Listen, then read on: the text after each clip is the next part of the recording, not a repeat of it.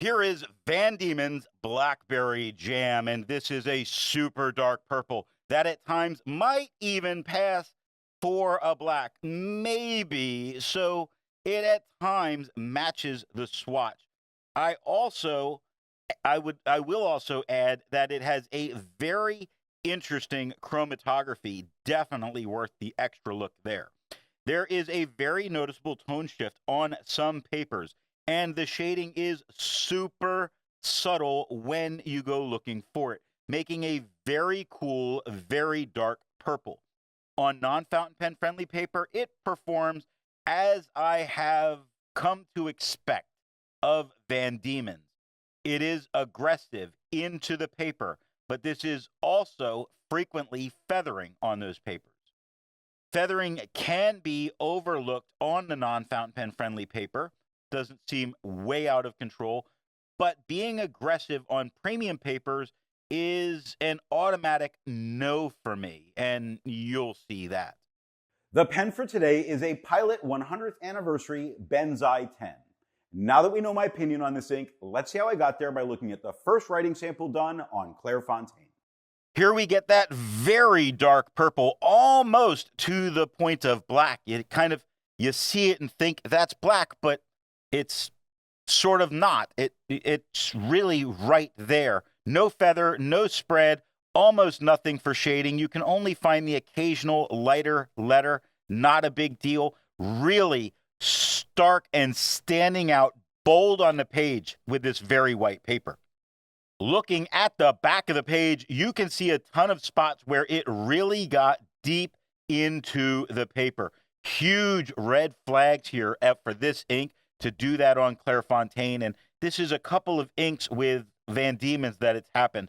Really unfortunate, but it just means that I don't generally go after a lot of bottles for them. None of these spots bled through touching the page underneath. Van Diemen's makes more than just this one ink. So let's take a look at a few other inks from Van Diemen's. Here is Van Diemen's Tiger Snake. Here is Van Diemen's Cradle Mountain Gray. Here is Van Diemen's Tasmanian Robin Pink. Here is Van Diemen Hasting Caves Shimmering Ink. The second writing sample is done in a Portage Reporter notebook. The tone we're getting here is lighter than we have on the Clairfontaine. It doesn't feather, which is good. It doesn't spread, which is good. It doesn't shade, which I don't mind here. It also really holds a little bit more on to being a purple than almost leaning towards black. Looking at the back of the page, we can see just how aggressive and deep into the paper this frequently gets, making you unable to write on the back of the page, even though the ghosting is not out of control. Now, none of these spots ever bled through to touch the page underneath. There's a lot to be learned by doing multiple chromatographies. The one on the left is done the way it's supposed to be done. A line of ink is put down to immediately put into water to show the separation of those colors, making the ink. Now the one on the right is marked with a D. This is allowed to dry for 10 minutes before it's put into water. The third writing sample is done in a national brand Steno notebook. Here we can see the tone is just about the same as the Clairfontaine. It does have some feathering. You are able to spot it without any kind of a problem. Looking at R on the second line, all feathering all the way through. All the small words, in, the, really not a problem. It's there, it's feathering. It's not distracting to the point that it's taking away from what you're doing. There's a minor bit of spread, not any kind of a problem, but the feathering and the spread, those two things together, might make you say no. I see no shading at all going on here. I don't believe this to be altered in tone because of the tone of the paper, just the makeup of the paper, meaning we have a more opaque ink. Looking at the back of the page, we see a lot of spots that the ink got very, very deep into the paper. The ghosting itself is not out of control. It is these spots. As you see, I marked it. It does bleed through to the page underneath. It didn't ruin the next page, but it did create little spots that I then have to be willing to look past. Not a common. I don't get a lot of bleeding anymore because I select papers generally that do a bit better with these inks.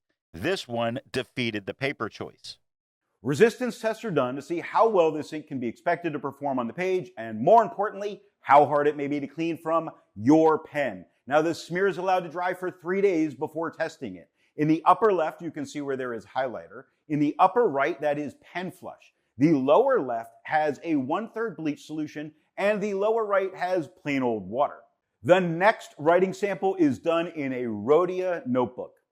Here we get the same tone as the Clairfontaine. It does not feather, does not spread, does not shade, does stand out against this quad rule with no problems at all, making the quad rule completely disappear into the background, making it a good ink to use if this is the paper you go for.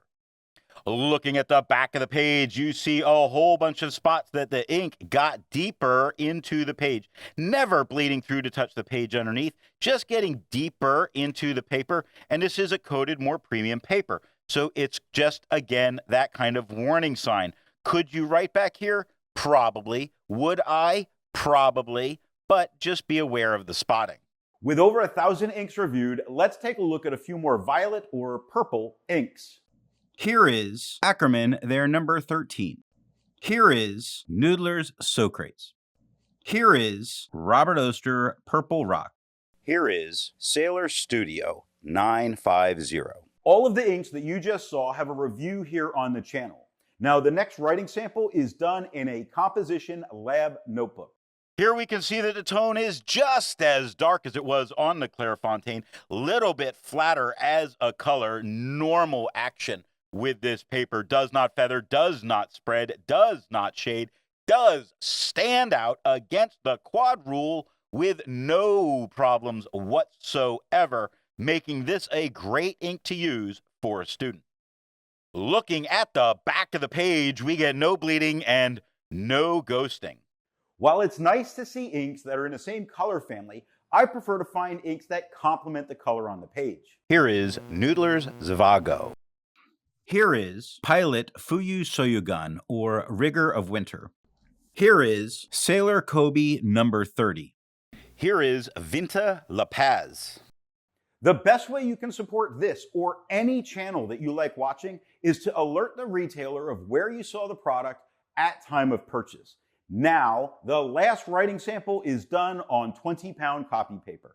Here we can see that the tone is noticeably lighter than it was on the Clairfontaine, showing a little bit more of a purplish kind of tone, hoping this really comes through on camera. It does feather multiple times, looking at multiplication. In principle, looking at principle. So it feathers. It's got the normal amount of spread that you would expect. The feathering and the spreading are both an acceptable amount for what we're writing on. It does shade, not super, but it does shade. So there's a bonus happening as long as it's not too aggressive on the back.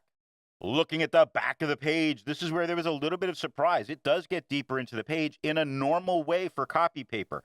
It does have a normal minimal amount of ghosting that we get on this paper. Nothing bled through touching the page underneath. I would not write on the back of this page, but I would say that this is a good ink for this paper with the correct pen choice. So what nib and pen do I think are going to give the best writing experience with this ink? The Pilot Benzai 10's medium nib is writing just a little wet and gives a very desirable tone on the page. Off camera, I tried to get control of this aggressiveness, and I used a dry fine, something I'm getting tired of having to do with Van Dieman's inks. It highlighted the tone a bit, but not in any kind of a bad way, and reduced but didn't eliminate the aggression. It would seem to me that the best situation happens with a dry fine for the reduced aggression, a compromise that will let you enjoy this great dark purple.